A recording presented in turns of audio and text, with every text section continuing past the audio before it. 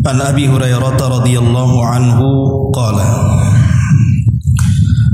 qala Rasulullah sallallahu alaihi wasallam ta'isa abdu dinar ta'isa abdu dirham ta'isa abdu al-khamisati ta'isa abdul khamilati in u'tiya radiya wa illam yu'ta sakhita ta'isa wantakas wa idha shika falan taqas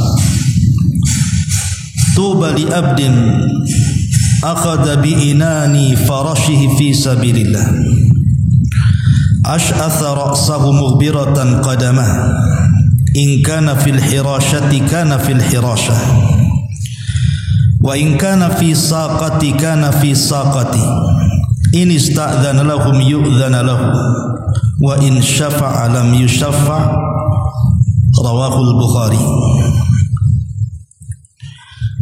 Dari Abu Hurairah radhiyallahu an, Rasulullah sallallahu alaihi wasallam bersabda, celakalah hamba dinar, celakalah hamba dirham, celakalah hamba kain dari sutra, dan celakalah hamba pakaian dari bludru. Jika diberi maka dia redha, jika tidak diberi maka dia murka. Celaka dan merugi. Apabila tertusuk duri maka ia tidak dapat mengeluarkannya. Sebaliknya bahagialah seorang hamba yang memegang kekang kudanya dalam rangka berjihad di jalan Allah, rambutnya kusut dan kedua kakinya berdebu. Bila ditugaskan berjaga maka ia berada di bagian yang ia berjaga, dan apabila ditugaskan di barisan belakang maka ia berada di barisan belakang. Bila meminta izin maka dia tidak diizinkan, dan bila memberi syafaat rekomendasi maka dia tidak dikabulkan.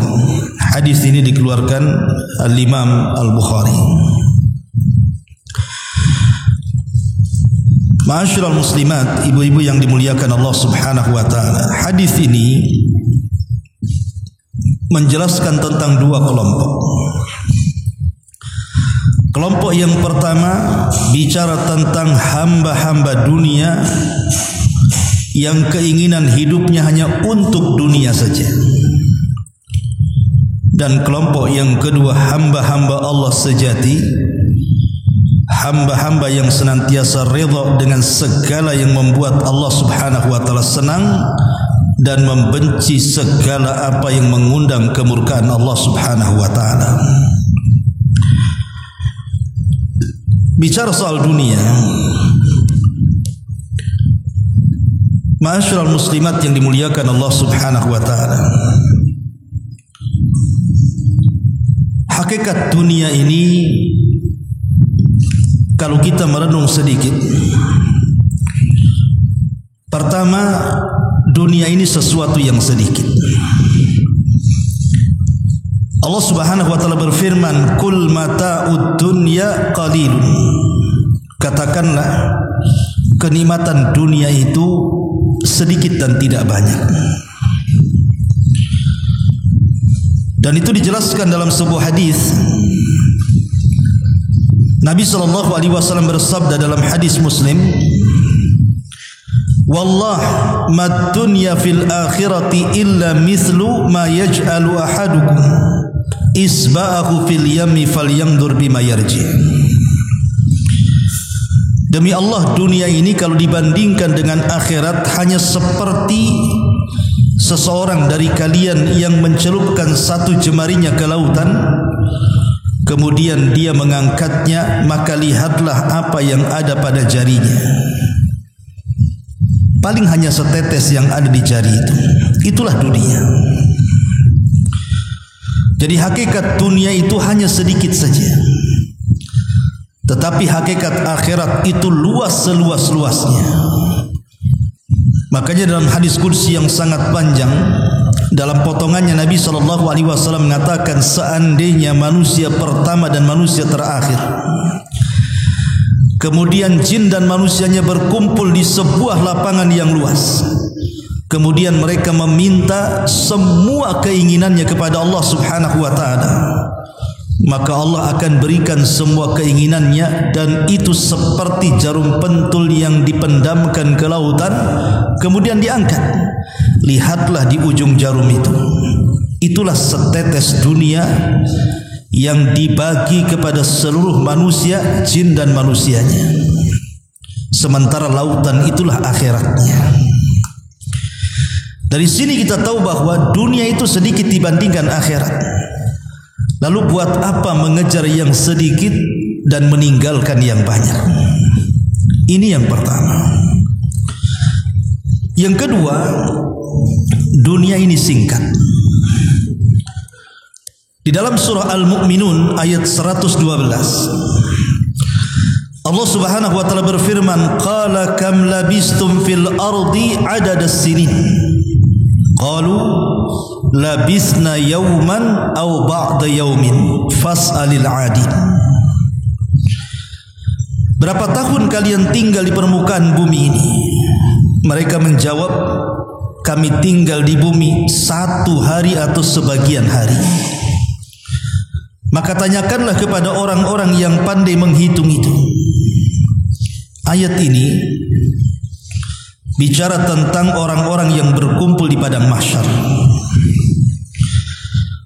Jadi orang-orang yang berkumpul di padang mahsyar itu, mereka akan ditanya oleh Allah Subhanahu wa ta'ala, sewaktu kalian di dunia, berapa tahun kalian tinggal di sana? Maka manusia yang ada di padang mahsyar itu menjawab, sungguh kami tinggal di dunia boleh jadi 1 hari atau mungkin setengah hari. Ya, karena orang akan tinggal di padang mahsyar itu 550.000 tahun lamanya.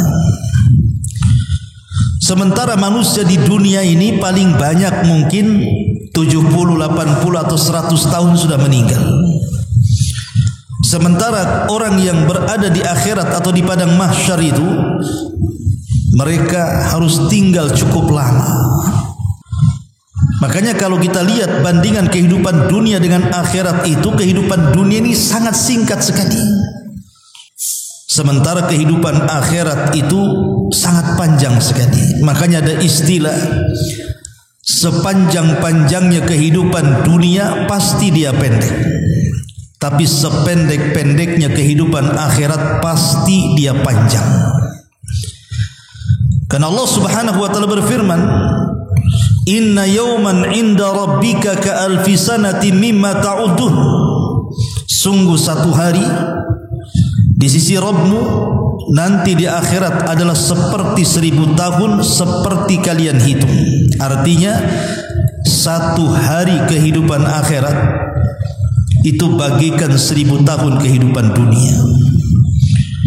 Dari sini kita tahu hakikat dunia itu hanya singkat sekali. Ini yang kedua. Yang ketiga, dunia ini penuh dengan ujian dan cobaan. Selama manusia dilahirkan di dunia, maka selama itu manusia akan diuji dan dicoba oleh Allah Subhanahu wa ta'ala. Karena dunia bukan tempat istirahat. Dunia ini tempat ujian yang semua manusia pasti akan melewatinya. Ma'asyiral muslimat yang dimuliakan Allah Subhanahu wa ta'ala, Al-Imam Ibnul Qayyim rahimahullahu ta'ala, beliau mengatakan, Anna Allah Subhanahu wa ta'ala khalaqal ghaniyya wal faqira libtila'in wal imtihan. Sesungguhnya Allah Subhanahu wa ta'ala terkadang menciptakan ada manusia itu yang kaya raya, Allah cukupkan kehidupannya. Tapi di lain sisi juga Allah ciptakan manusia itu ada yang miskin papa. Boleh jadi mungkin susah untuk mencari makan dan kehidupan di dunia ini. Tapi dua-duanya kata Imam Ibnul Qayyim adalah cobaan dan juga ujian dari Allah Subhanahu wa taala. Si kaya diuji dengan kekayaannya, si miskin juga diuji dengan kemiskinannya. Ma'asyiral muslimat yang dimuliakan Allah Subhanahu wa taala. Karena sering saya ulang-ulang bahwa hakikat kebahagiaan itu bukan ada di harta benda. Betapa banyak orang-orang yang kaya raya itu hidupnya tidak bahagia. Dan bukan pula kemiskinan itu menjadi hidup sengsara. Betapa banyak orang-orang miskin itu yang menikmati hidupnya. Karena hakikat kebahagiaan itu bukan pada kekayaan. Sehingga ada seorang ulama dari zaman salaf, Hisham ibn Malik ibn Marwan, Hisham ibn Malik ibn Marwan rahimahullahu ta'ala, ketika dia sedang tawaf haji berjumpa dengan Imam Salim, putra daripada Abdullah ibn Umar radhiyallahu anhu. Karena Hisham ini seorang raja, tentu dunia bagi dia di tangannya. Apapun yang dikehendaki oleh Khalifah Hisham, yang namanya dia khalifah, tentu tinggal bicara saja sudah ada di depannya. Karena dunia berada di genggamannya. Jadi ketika dia sedang tawaf, dia berjumpa dengan Imam Salim, putra daripada Abdullah ibn Umar radhiyallahu anhu. Lah Salim ini kebetulan sedang tawaf menjinjing sandalnya yang putus. Kemudian juga pakaiannya lusuh yang harganya tidak kurang daripada 2 dirham. Jadi Hisham ini merasa kasihan dengan Salim. Dan sedang tawaf Hisham mengatakan, "Ya Salim, kira-kira apa yang kau hajatkan dariku, tinggal bicara, nanti aku akan beri." Tapi tiba-tiba Salim marah kepada Khalifah Hisham dan mengatakan, "Ya Khalifah, apakah harus meminta sesuatu kepada selain Allah sementara kita berada di rumah Allah? Aku tidak akan meminta sesuatu kepadamu." Akhirnya kemudian Hisham pun malu dan terdiam. Selesai tawaf dia mengikuti Salim sampai di luar haram. Dikiranya karena dia mengatakan seperti itu karena berada di depan Ka'bah, sehingga Salim bicara seperti itu. Tapi setelah kemudian di luar Ka'bah, di luar Masjidil Haram, maka kemudian Khalifah Hisham ibn Abdul Malik ini mencoba kemudian bertanya kembali kepada Salim dan mengatakan, "Ya Salim, sekarang kita sudah berada di luar haram. Kira-kira apa yang kau hajatkan dariku, aku akan beri." Tapi sekali lagi Imam Salim mengatakan kepada Khalifah Hisham ini dan mengatakan, "Ya Hisham, apakah yang kau maksud adalah kebutuhan-kebutuhan dunia atau kebutuhan-kebutuhan akhirat?" Kemudian sang khalifah mengatakan, ya Salim, adapun kebutuhan akhirat, maka tidak mungkin kau meminta kepadaku. Mintalah kepada Allah Subhanahu wa taala. Yang ku maksud adalah kehidupan dunia, kebutuhan dunia. Mintalah sesuatu, aku akan beri. Maka Salim mengatakan, "Ya Khalifah, selama aku hidup, aku sangat malu meminta sesuatu kepada Rabb pemegang dunia ini. Bagaimana mungkin aku meminta kepada zat atau kepada dirimu yang tidak memegang dunia? Semasa hidup saja aku malu meminta sesuatu kepada zat pemegang dunia, Allah Subhanahu wa taala. Dialah yang memiliki dunia. Macam mana aku akan meminta kepada orang yang tidak memegang dunia? Karena dunia ini milik Allah Subhanahu wa taala." Maka kemudian sang khalifah pun menangis, kemudian mengatakan, "Duhai kiranya aku seperti Salim. Ma'asyiral muslimat yang dimuliakan Allah Subhanahu wa taala, begitulah hakikat dunia. Kita ini tidak memilikinya. Semua milik Allah Subhanahu wa taala. Semua datang dari Allah dan akan kembali kepada Allah Subhanahu wa taala. Dan dunia ini ujian terberat bagi kita manusia. Sebagaimana Rasul mengatakan, setiap umat ini memiliki fitnah dan fitnah umatku adalah dunia. Ma'asyiral muslimin wal muslimat rahimani wa rahimakumullah. Ini yang ketiga, bahwa dunia ini dipenuhi dengan ujian dan cobaan. Kemudian yang keempat, dunia ini sesuatu yang fana. Tidak ada manusia yang hidup selamanya di dunia. Seandainya mereka para nabi sekalipun, manusia-manusia mulia yang kita kenal sebagai para nabi, ulul azmi minar rusul sekalipun, mereka semua sudah meninggalkan kita. Tidak ada satupun nabi yang masih hidup sampai hari ini. Bahkan Nabi kita Muhammad sallallahu alaihi wasallam di usia 63 tahun juga meninggal dunia. Kalau seandainya manusia semulia para nabi dan rasul mereka meninggal dunia, macam mana kita yang bukan nabi? Tentu lebih layak untuk tidak hidup lama di dunia. Sementara para nabi yang manfaatnya sudah jelas kepada manusia, membawa keberkahan hidup mereka dunia dan akhirat saja, mereka diwafatkan. Macam mana pula kita yang terkadang tidak memberikan manfaat untuk diri bahkan untuk orang lain, menginginkan hidup selamanya. Makanya dunia itu sesuatu yang fana. Itulah hakikat dunia. Ma'asyiral muslimat yang dimuliakan Allah Subhanahu wa taala, Aisyah radhiyallahu anha ummul mukminin, ketika beliau sudah tua, sudah sepuh. Aisyah itu kan buta matanya. Setelah dia tua buta matanya.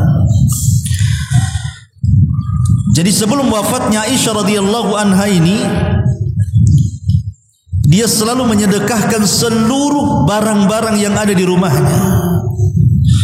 Jadi terkadang dia meraba-raba dengan kebutaannya. Kalau ada barang, kemudian dipanggil pembantunya dan mengatakan, kemarilah, ambilkan barang ini, sedekahkan kepada fulan ibn fulan. Maka besoknya gitu lagi, dia meraba-raba ada barang lagi, dia mengatakan kepada pembantunya, wahai fulan, ambillah barang ini, sedekahkan kepada fulan ibn fulan. Sampai satu isi rumah habis, sehingga tidak ada lagi barang yang disedekahkan, karena sudah tidak ada lagi. Sehingga kemudian Aisyah mengatakan kepada pembantunya dalam kondisi buta, carikan barang lagi, aku ingin bersedekah. Kata pembantunya, wahai ummul mukminin, sudah tidak ada barang, sudah kau sedekahkan semuanya. Kemudian pembantunya mengatakan, kenapa kau lakukan seperti itu wahai ummul mukminin? Apa yang kau sisakan di sini? Maka Aisyah radhiyallahu anha mengatakan, ingat bahwa akhirat itu jauh lebih baik dan lebih kekal. Wal akhiratu khairun wa abqa. Akhirat itu lebih baik dan lebih kekal. Jadi Aisyah radhiyallahu anha mengajarkan kepada kita bahwa dunia ini fana, akhirat itu kekal.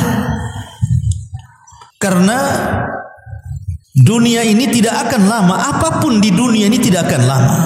Semua ada expirednya bahasa kitanya. Tidak ada yang kekal di dunia. Sebutkan apa yang kekal di dunia. Tidak ada yang kekal di dunia ini. Mau manusianya, mau binatangnya, mau jinnya, mau malaikatnya, mau tumbuh-tumbuhannya, semua ada waktu hidup mereka. Pasti satu hari mereka akan mengalami kematiannya. Itulah hakikat dunia. Hakikat dunia ini sangat pendek sekali, dan orang tidak mungkin fana. Ditambah kalau seandainya kita melihat usia manusia itu semakin kemari itu semakin pendek, bukan semakin panjang. Kalau dulu para nabi dan umat-umat sebelum Islam itu mereka diberikan usia yang panjang-panjang, tapi semakin ke sini bukan hanya posturnya yang lebih pendek, usianya pun lebih pendek. Makanya Nabi SAW hanya membatasi umur usia umatnya itu berkisar 60 sampai 70 tahun saja, sedikit yang melewati 70 tahun. Ya, karena dunia itu sesuatu yang fana. Ma'asyiral muslimat yang dimuliakan Allah Subhanahu wa taala, berkata Luqmanul Hakim kepada anaknya, "Ya bunai, wahai anak, carilah dunia untuk akhirat, maka engkau akan mendapatkan keuntungan dua-duanya. Wala tabi akhirataka bidunya, dan jangan kau jual akhiratmu karena dunia, karena itu akan merugikan kedua-duanya." Kenapa Luqmanul Hakim mengatakan kepada anaknya seperti itu? Seolah-olah dia mengisyaratkan bahwa kehidupan kita ini bukan di dunia, tapi kehidupan kita ini di akhirat. Dunia ini hanya tempat persinggahan seperti seorang musafir, singgah di sebuah tempat, kemudian beristirahat, kemudian melanjutkan perjalanan kembali. Itulah yang diwasiatkan kepada Rasul oleh Rasul sallallahu alaihi wasallam kepada Ibnu Umar radhiyallahu anhuma, "Kun fid dunya ka'annaka gharib aw 'abirus sabil." Wahai Ibnu Umar, jadilah engkau di dunia itu seperti orang asing ataupun seperti orang yang sedang melakukan safar. Ma'asyiral muslimat yang dimuliakan Allah Subhanahu wa taala. Ini yang kelima, yang keenam. Dunia ini sesuatu yang hina sesuai dengan namanya. Kenapa dunia disebut dunia? Dalam bahasa Arab dunia itu ad-dunya, karena ad-dunya itu artinya hina. Dunia itu artinya hina, ad-dana'ah. Lihat bagaimana sabda Nabi sallallahu alaihi wasallam, "Lau kanatid dunya ta'dilu indallahi janaha ba'udha, ma saqa kafiran minha syarbata ma'in." Kalau seandainya dunia ini ada sedikit manfaat di sisi Allah walaupun seperti sayap seekor nyamuk, tentu orang kafir tidak mungkin diberikan kesempatan untuk minum walaupun satu teguk dari air. Kata Nabi SAW, seandainya dunia ini ada manfaatnya walaupun sedikit, walaupun seperti sayap nyamuk, kata Rasul, tentu orang kafir tidak mungkin diberikan kesempatan walaupun satu teguk air di dunia. Tapi karena dunia itu tidak ada manfaat sama sekali, bahkan dunia itu mal'un, terlaknat, makanya orang kafir mereka bisa minum sepuas-puasnya yang mereka kehendaki. Lihat bagaimana Nabi SAW menjelaskan tentang bagaimana hinanya dunia. Bahkan Nabi SAW jelas-jelas mengatakan, "Ala inna dunya mal'unatun." Ingat, dunia ini terlaknat. Mal'unun ma fiha, bahkan orang-orang yang di dalamnya juga dilaknat. Baru Nabi SAW mengecualikan kecuali orang yang zikir kepada Allah, orang yang beribadah kepada Allah, orang yang mencari ilmu dan yang mengajarkan ilmu, barulah dunia manfaat bagi mereka. Ma'asyiral muslimat yang dimuliakan Allah Azza wa Jalla, Abu Darda radhiyallahu anhu mengatakan, "I'lamu anna qalilan yughnikum khairun min katsirin yulhikum." Ketahuilah bahwa sedikit dunia yang kalian miliki, ketika kalian merasa cukup dengan apa yang diberikan Allah, itu lebih baik dibandingkan banyak tapi melalaikan kepada Allah Subhanahu wa taala. Dunia sedikit tapi menjadikan kita taat, itu lebih baik daripada banyak dunia menjadikan kita bejat. Karena rahasia bejatnya manusia itu ada di dunia. Dan itu berdasarkan firman Allah Subhanahu wa taala, "Kalla innal insana la yatgha an ra'ahu istaghna." Sekali-kali jangan seperti itu. Ketika dunia menguasai dia, maka dia pun melampaui batas. Lihat Qarun. Dijelaskan dalam sejarah Qarun itu, dia adalah termasuk kaum daripada Nabi Musa alaihi salam.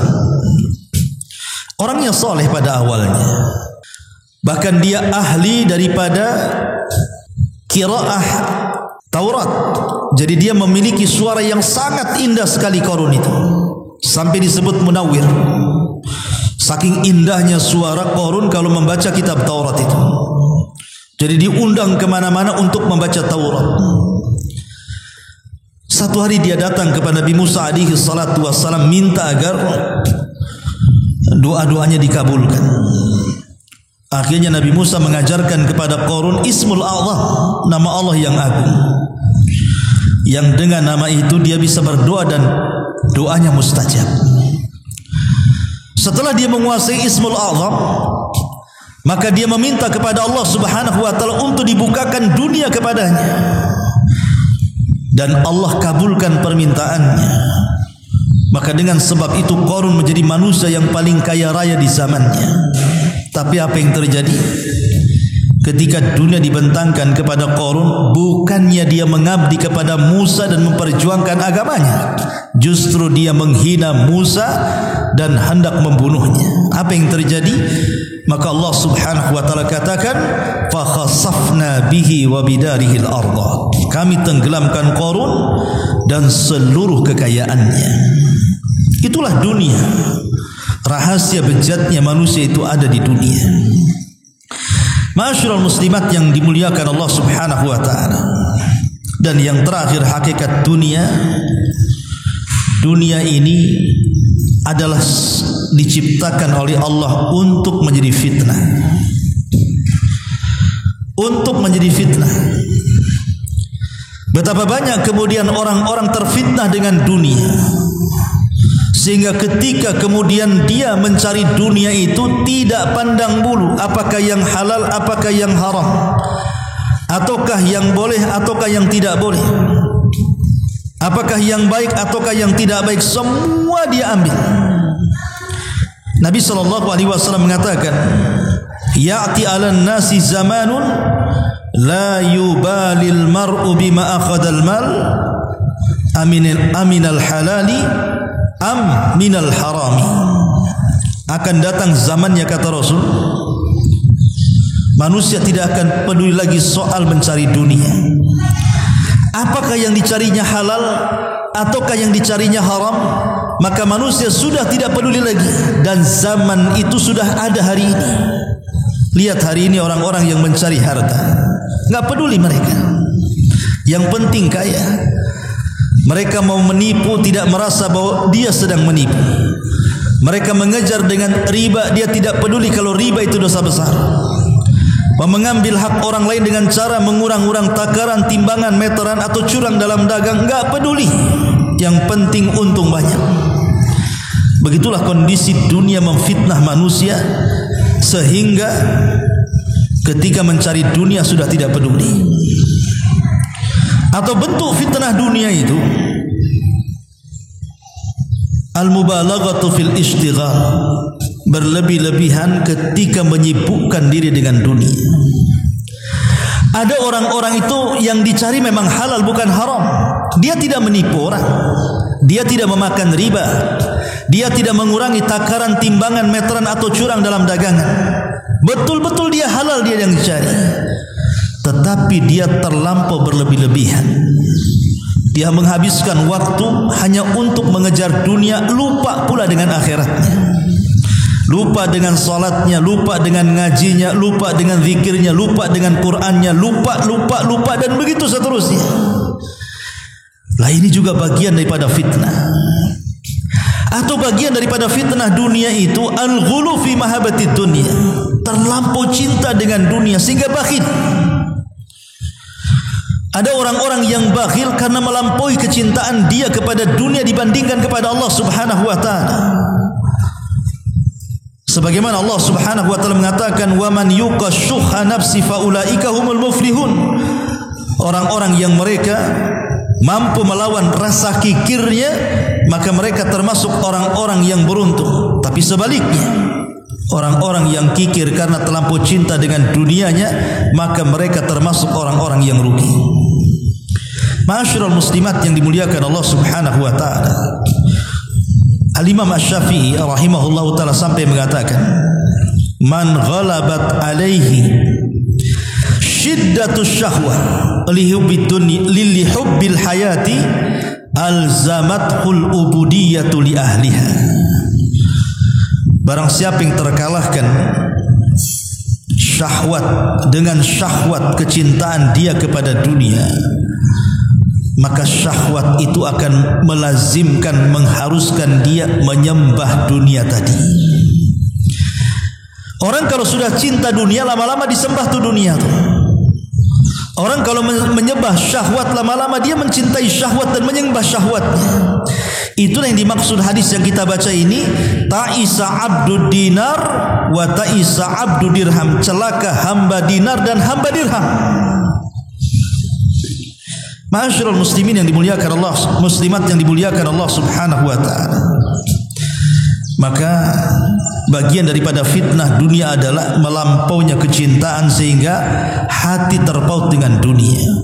Dan yang keempat, bagian daripada fitnah dunia, terkadang dunia ini membutakan mata dia. Dia tidak bisa memandang mana hak mana batil.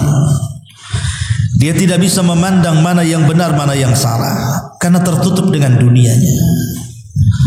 Dan ini sangat bahaya karena kalau sudah tertutup kebenaran dari dunianya, maka susah mendapatkan hidayah dalam hidupnya. Sehingga orang memandang bahwa ketika ada orang yang penuh dengan dunia, dia anggap lebih mulia dibandingkan orang-orang yang beragama. Dan itu paling banyak di masyarakat. Orang lebih menghargai orang-orang yang penuh dengan dunia dibandingkan orang-orang yang betul-betul menggeluti agama. Subhanallah. Contoh sederhana, ketika ada orang yang memiliki anak perempuan kemudian dipinang, yang satu orang kaya, yang satu pula miskin tapi pandai agama, orang lebih memilih yang jelas-jelas dunianya dibandingkan yang tidak jelas dunianya walaupun dia pakar agama. Lah inilah kalau sudah dunia menutup, dia tidak bisa lagi memandang mana kebahagiaan untuk dunia dan akhiratnya, mana kebahagiaan yang hanya semata-mata dunia tapi tidak sampai ke akhiratnya. Itulah fitnah dunia. Ma'asyiral muslimat yang dimuliakan Allah Azza wa Jalla. Baik, perhatikan hadis ini. Nabi SAW mengatakan, ta'isa abdu dinar wa ta'isa abdu dirham. Celaka dan binasa hamba-hamba dinar dan hamba-hamba dirham. Hamba dinar, hamba dirham ini kinayah daripada hamba uang. Ya, kalau kita katakan mata uang di dunia ini kan macam-macam. Bisa rupiah, bisa ringgit, bisa dolar, bisa euro, bisa real, macam-macam. Bisa junai dan begitu seterusnya. Maka terkadang ada di antara manusia, kalau di negeri kita tentu hamba rupiah. Kalau di Malaysia mungkin hamba ringgit, kalau di Singapura hamba dinar, hamba dolar dan begitu seterusnya. Apa maksudnya di sini? Hamba itu artinya menundukkan diri kepada tuannya. Jadi kalau Abdullah hamba Allah artinya menundukkan diri kepada Allah yang menciptakannya. Ketika disebut abdu dinar, hamba dinar atau hamba dirham, artinya dia menundukkan diri kepada dinar dan dirham, kepada rupiah, ringgit dan dolar dan begitu seterusnya. Karena begini Bu, logika. Ada orang-orang itu ketika dia miskin, dia masih punya cita-cita baik. Dia berangan-angan dalam hidupnya, kalau saya kaya, inginlah saya bantu masjid, bantu pesantren, bantu panti asuhan, bantu orang-orang fakir, anak-anak miskin dan begitu seterusnya. Ada orang-orang itu ketika susah punya pemikiran positif. Seolah-olah ketika dia sudah kaya dia bisa mengatur kekayaan. Tapi apa yang terjadi? setelah Allah bentangkan dunia kepadanya, mungkin enggak dia yang mengatur dunia atau dunia mengatur dia? Sedikit sekali orang yang mampu mengatur dunia. Kebanyakan orang itu diatur dunia. Dan kalau dunia yang mengaturnya, maka cita-cita mulia sewaktu miskin setelah kaya itu hanya dongeng belaka, Bu. Hanya omong-omong bahasa sekarang ini. Ngomong saja nggak jelas. Iya, waktu miskin Anda ngomong seperti itu. Kalau sudah kaya belum tentu. Cita-cita ketika miskin ingin membantu, ingin membangun pesantren, membangun masjid, menolong orang-orang miskin dan begitu seterusnya, itu hanya omong kosong. Karena kalau dunia sudah di tangannya, terkadang betapa banyak orang yang kemudian terobahkan dengan dunia. Umar bin Khattab radhiyallahu anhu, ketika dia mendengar Palestina jatuh ke tangan kaum muslimin dalam perang Al-Quds yang dipimpin oleh Abu Ubaidah ibn Jarrah dan juga Khalid bin Walid radhiyallahu anhuma, kebetulan padri yang memegang kunci Baitul Maqdis, dia tidak mau menyerahkan kunci itu kecuali kepada khalifah kaum muslimin, maksudnya Umar ibn Khattab. Akhirnya kemudian Umar pun datang dengan Aslam pembantunya berdua saja dari kota Madinah menuju Palestina. Subhanallah, berani dia berdua saja. Padahal dia pemimpin kaum muslimin kan, dia tidak takut di jalan dicegat orang dan begitu seterusnya kan. Tapi itulah Umar bin Khattab. Ketika sampai di Syam, di Palestina, maka dia bertanya kepada orang-orang, di mana tenda pemimpinku Abu Ubaidah ibn Jarrah. Akhirnya kemudian orang-orang mengantar Umar bin Khattab radhiyallahu anhu ke tendanya panglima perang Abu Ubaidah ibn Jarrah radhiyallahu anhu, satu di antara 10 sahabat yang dijanjikan masuk surga itu. Ketika masuk kepada tendanya, rupanya di tenda jenderal perang Abu Ubaidah ibn Jarrah itu tidak ada satupun barang berharga di situ.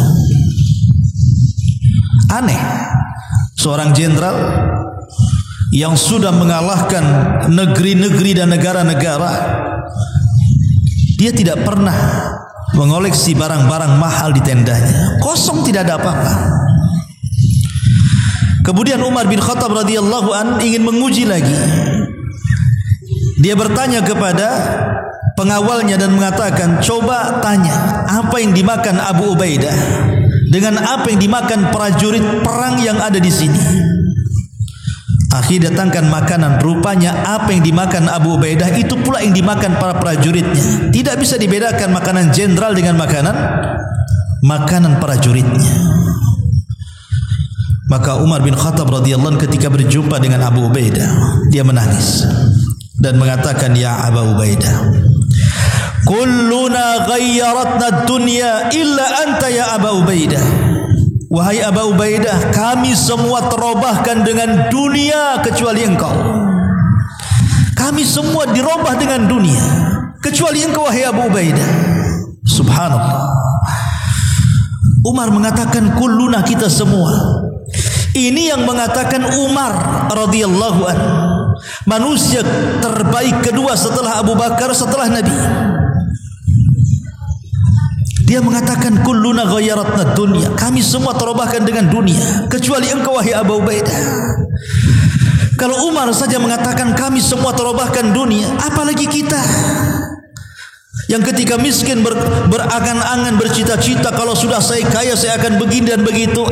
Kedabru saja bahasa saya, nggak jelas omongannya. Karena kalau sudah kaya pasti dunia akan merubah dia, bukan dia yang merubah dunia.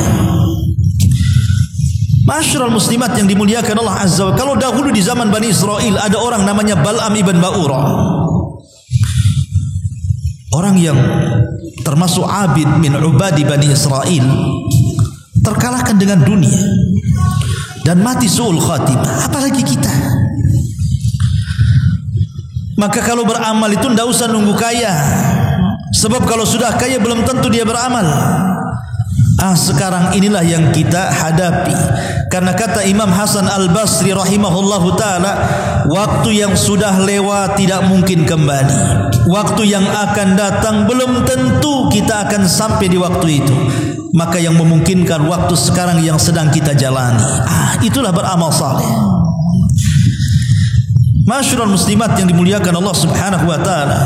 Makanya kemudian Nabi SAW mengatakan, ta'isa abdu dinar wa ta'isa abdu dirham. Celaka hamba dinar, hamba dirham, hamba rupiah, hamba dolar, hamba-hamba yang lainnya.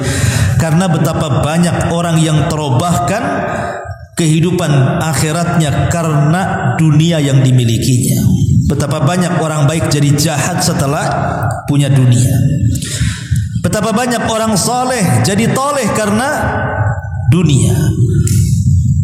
Bahkan dunia ini merusak segalanya. Suami istri bisa bercerai gara-gara dunia. Teman yang akrab yang baik bisa bermusuhan gara-gara dunia. Ahli waris bisa bunuh-bunuhan karena dunia. Dan begitu seterusnya. Ya. Makanya jangan sampai kemudian kita hambakan diri kita ini dengan dunia. Dengan cara apa? Cukuplah dunia ini diletakkan di tangan kita, jangan sampai masuk ke hati kita. Itulah yang disebut dengan zuhud artinya. Zuhud itu meletakkan dunia di tangan dan tidak meletakkan dunia di hati. Hati ini fokus untuk Allah. Makanya Hasan al-Imam Sufyan al-Thawri rahimahullahu ta'ala, Sufyan al-Thawri rahimahullahu ta'ala pernah ditanya, wahai Imam, Sufyan ini kan orang kaya raya dan dia juga ulama. Kemudian dikatakan kepada Imam Sufyan al-Thawri, ya Imam, engkau ini selalu bicara tentang pentingnya zuhud di mimbar-mimbar, sementara engkau kaya. Seolah-olah orang yang bertanya ini tidak paham mana zuhud, dan dia pahami kalau zuhud itu harus miskin, harus sompang-camping, harus tidak punya uang, mungkin begitu. Sehingga dia bertanya kepada Sufyan al-Thawri, engkau ini kaya raya tapi engkau bicara zuhud. Maka Sufyan al-Thawri mengatakan, kenapa aku harus kaya, kata Sufyan al-Thawri, supaya aku tidak menjilat pemerintah. Kalau aku miskin bisa saja aku menjilat pemerintah, dan aku tidak bisa mengucapkan kalimat yang hak kepada pemerintah. Ketika sudah menjilatkan susah untuk menasihati karena sudah terjilat dia. Kemudian kata Sufyan al-Thawri, adapun zuhud adalah meletakkan kekayaan di tangan dan tidak meletakkan kekayaan di hati. Sebab kalau seandainya kekayaan diletakkan di hati kita, jangan cerita uang triliunan atau miliaran, ratusan ribu saja kalau hilang, itu kayak kiamat bangkit dari kuburan tuh. Pamanya ibu kehilangan dompet, wah kayak kiamat tuh. Udah kayak dunia ini menimpa dia kan gitu. Tapi kalau seandainya kekayaan itu diletakkan di hati, datang ke tangan, pergi berpindah tangan. Jadi kalau datang kekayaan itu hanya sebatas di tangan. Kalaupun pergi itu hanya berpindah dari tangan. Maka hati tidak akan terpengaruh dengan kekayaan yang datang dan pergi itu. Tapi kalau kekayaan diletakkan di hati, maka datang kekayaan itu akan menjadi cinta, dan ketika pergi akan menjadi sedih. Itu kalau diletakkan di hati. Tapi kalau diletakkan di tangan, ya hanya sebatas datang ke tangan dan pindah dari tangan ke tangan, itu saja. Supaya kita tidak menjadi hamba dinar. Memang agak sulit gitu ya untuk menjauhkan kita dari harta kalau harta sudah depan mata. Tapi yang jelas bahwa seorang muslim itu harus setiap hari belajar zuhud. Belajar zuhud supaya kalau kehilangan sesuatu dari dunia, sedihnya tidak melampau, dan kalau datang kekayaan pun bahagianya tidak membuat dia lupa diri. Masyarul muslimat yang dimuliakan Allah subhanahu wa ta'ala. Kemudian Nabi SAW mengatakan, ta'isa abdul khamisah wa ta'isa abdul khamilah. Celaka hamba busana, hamba pakaian. Dan ini khusus kepada kaum hawa ya. Sebab kalau bapak-bapak sih nggak peduli dengan pakaianmu. Kadang-kadang satu minggu itu aja nggak ganti-ganti. Itu juga pakaian kerja, itu juga pakaian sholat, itu juga pakaian tidur. Itu bapak-bapak. Dia nggak peduli dan nggak tertarik juga dengan pakaian yang dipakai kawannya. Tanyalah suami-suami ibu, kalau kawannya punya pakaian bagus dipakai, nggak mungkin ngelirik-lirik pakaian. Ini dari mana, beli di mana, tokonya di mana, berapa harganya, nggak ada bapak-bapak itu. Yang suka tanya pakaian itu ibu-ibu. Kalau kawannya ini pakai pakaian bagus, kemudian juga branded ataupun mungkin bawa tas, bawa apa, pasti ada lirikan mata. Cantik nih pakaiannya, beli di mana? Online ya. COD. Berapa harganya? Berapa hari datangnya? Bisa nggak saya kasih nomor telepon penjualnya? Nawar bisa nggak ya? Itu kadang-kadang itu yang begitu tuh perempuan tuh. Makanya saya pastikan Bu, di rumah lemari ibu lebih banyak dibandingkan lemari bapak kan. Lemari ibu itu pasti 3 tuh pintunya tuh. Kalau bapak itu 1 udah separoh tuh. Karena separohnya diambil juga untuk ibu kan. Itu menunjukkan bahwa yang suka ngoleksi pakaian itu biasanya ibu-ibu. Bapak-bapak itu jarang koleksi pakaian kan. Tidak mengapa ibu itu membeli pakaian baru, tidak ada masalah.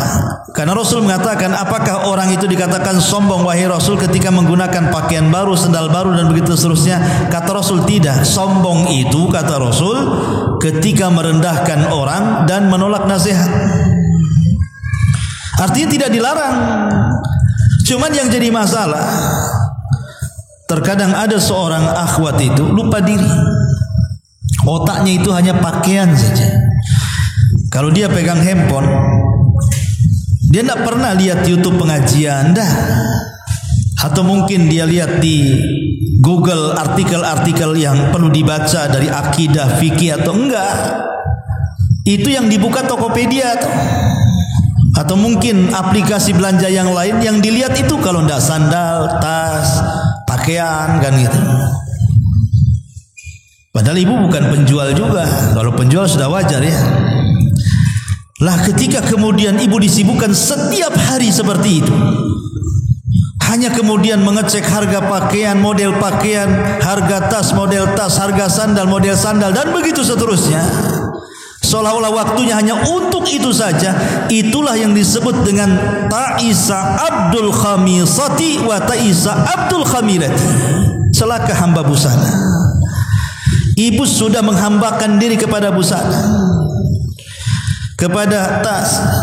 Ujung-ujung tasnya jadi tuhannya, sendalnya jadi tuhannya, pakaian jadi tuhannya, perhiasan jadi tuhannya, dan begitu seterusnya. Nabi SAW sudah melarang 14 abad yang silam gitu. Dan sekarang jadi sebuah kenyataan. Itu umahat yang sudah ngaji. Jangan cerita umahat orang-orang yang awam di luar sana. Oh, lebih parah lagi, yang sudah ngaji saja parahnya nggak ketulungan, apalagi orang-orang di luar sana. Maka Rasul di sini mengingatkan jangan sampai jadi hamba pakaian. Pakaian itu hanya untuk menutup aurat. Makanya kenapa dilarang juga pakaian syuhrah itu? Syuhrah itu pakaian di mana ketika ibu memakai pakaian itu menjadi sorotan pandangan orang. Jadi di sini Nabi SAW mengatakan ta'isa abdul khamisati wa ta'isa abdul khamilah. Kemudian Nabi SAW mengatakan in u'tiya radhiya wa illam yu'ta sakhita. Kalau dia diberi maka dia senang. Kalau tidak diberi maka dia murka. Ada orang-orang yang seperti ini dalam kehidupan dunia ini. Ada orang yang suka menengadahkan tangan di bawah dan tidak suka memberi tangan di atas.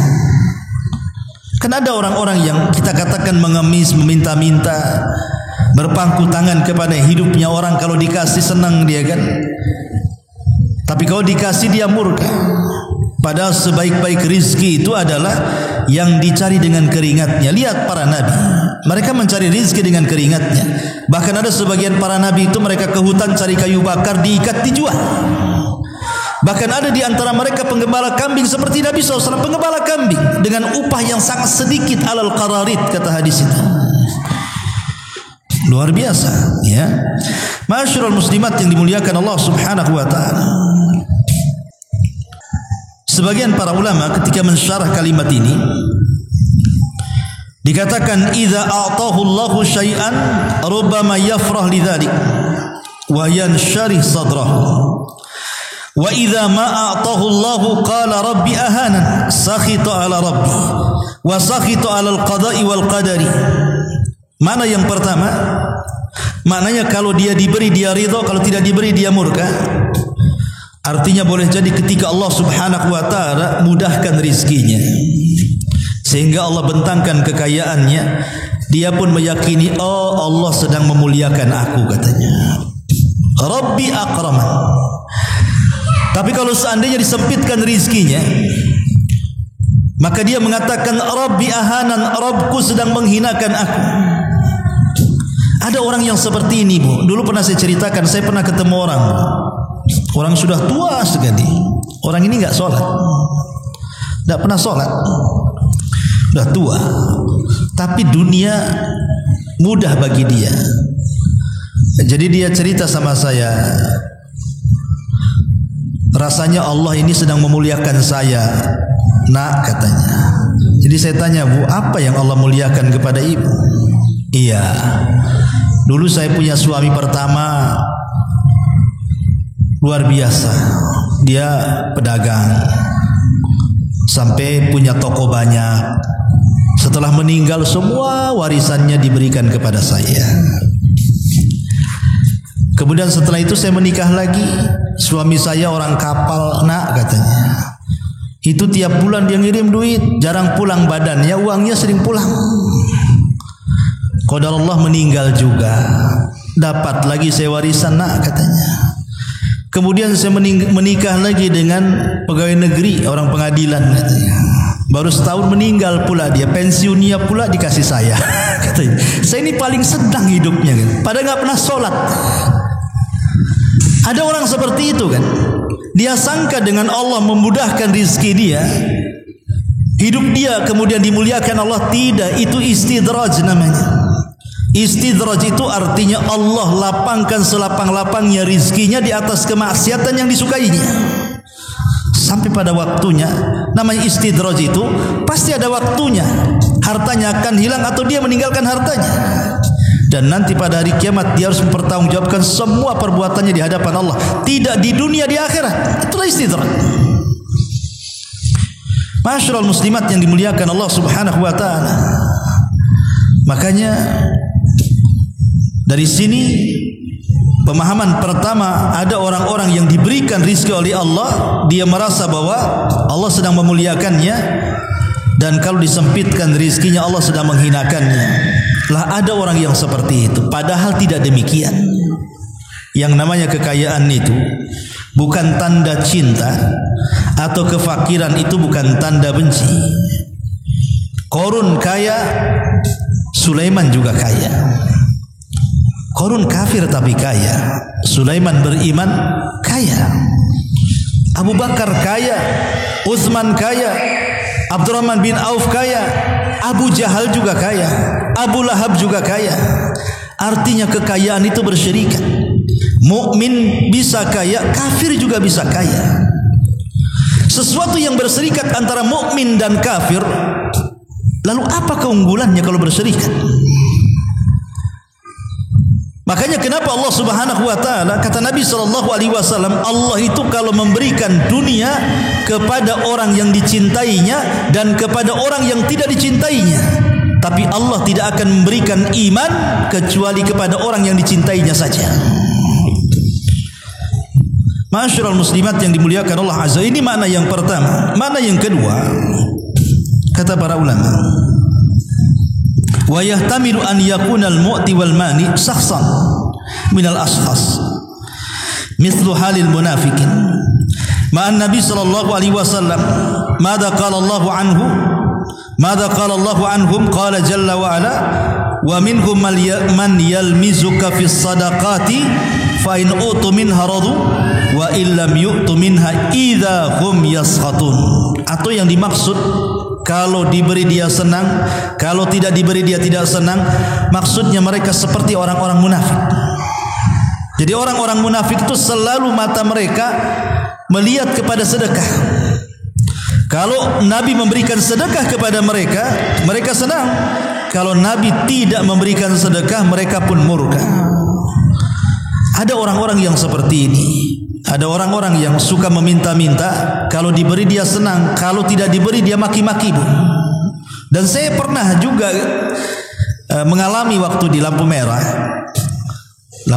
gitu ya. Jadi ada ibu-ibu, nampaknya ibu-ibu itu kalau dari segi tenaga sih bisalah dia bekerja.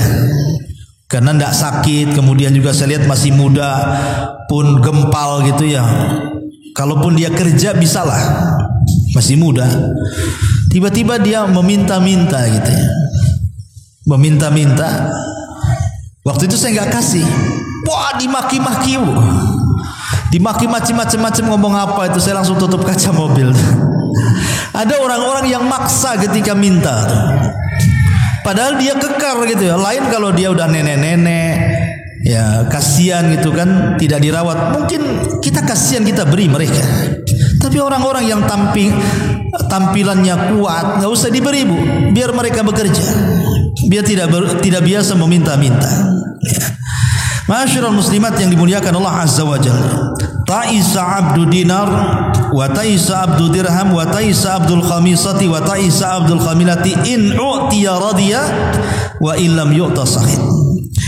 Kemudian Rasul mengatakan ta'isa wantakas wa idza syika falantakash.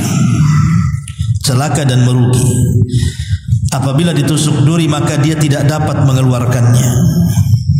Artinya orang seperti ini kalau hidupnya hanya menghambakan diri kepada dunia, maka dia akan sulit keluar dari situ. Seperti duri yang menancap, susah untuk dicabut. Tetapi kata Rasul, tuba li abdin, berbahagialah bagi seorang hamba akhadha bi inani farasihi fi sabilillah. Bahagialah seorang hamba yang memegang kekang kudanya dalam rangka berjihad di jalan Allah Subhanahu wa taala. Ash'atha ra'sa mughbiratan qadamah. Kepalanya penuh dengan debu. Kemudian juga kedua kakinya penuh dengan debu. In kana fil hirashati kana fil hirashah wa in kana fi saqati kana fi saqah. Kalau ditugaskan di garda terdepan dia siap saja. Kalau ditugaskan di garda paling belakang dia siap saja. Orang ini tidak dikenal orang. Kalau dia meminta izin tidak diberikan izin, kalau minta pertolongan tidak akan ditolong karena orang tidak kenal siapa dia. Ada di masyarakat kita orang-orang yang susah, orang-orang yang miskin, yang kita tidak tahu. Rupanya di balik kemiskinannya, kesusahannya, dia rupanya ahli tahajud, ahli baca Quran, ahli ibadah, ahli sedekah. Orang tidak tahu kecuali dia dengan Allah Subhanahu wa taala saja. Jadi ada hamba-hamba Allah itu yang secara dunia mungkin tidak ada, tapi mereka hamba-hamba Allah yang sangat mulia. Karena Allah Subhanahu wa taala tidak pernah memandang rupa ataupun harta kita. Yang Allah pandang itu hati dan amal kita. Innallaha la yanzuru ila suwarikum wala ila amwalikum walakin yanzuru ila qulubikum wa a'malikum. Seperti di sini. Ada para mujahidin itu yang tidak dikenal kepahlawanannya, tapi dia nurut kata jenderalnya, suruh depan, suruh belakang di belakang. Dan dia hanya mencari ridha Allah Subhanahu wa taala. Belum tentu seorang jenderal lebih besar pahalanya dalam jihad dibandingkan prajurit biasa yang kemudian di saf paling bawah. Atau sebaliknya. Sama, belum tentu orang kaya lebih mulia dibandingkan orang miskin ataupun sebaliknya. Ma'asyiral muslimat yang dimuliakan Allah Subhanahu wa taala. Maka hadis ini mengajarkan kepada kita ada dua kelompok. Yang satu, mereka adalah hamba-hamba Allah dan yang satu mereka adalah hamba-hamba dunia. Maka Ali radhiyallahu anhu mengatakan, jadilah kalian hamba-hamba akhirat, jangan pernah menjadi hamba-hamba dunia. Inilah diantara penjelasan singkat dari hadis ta'isa abdu ad-dinar, celaka hamba-hamba dinar.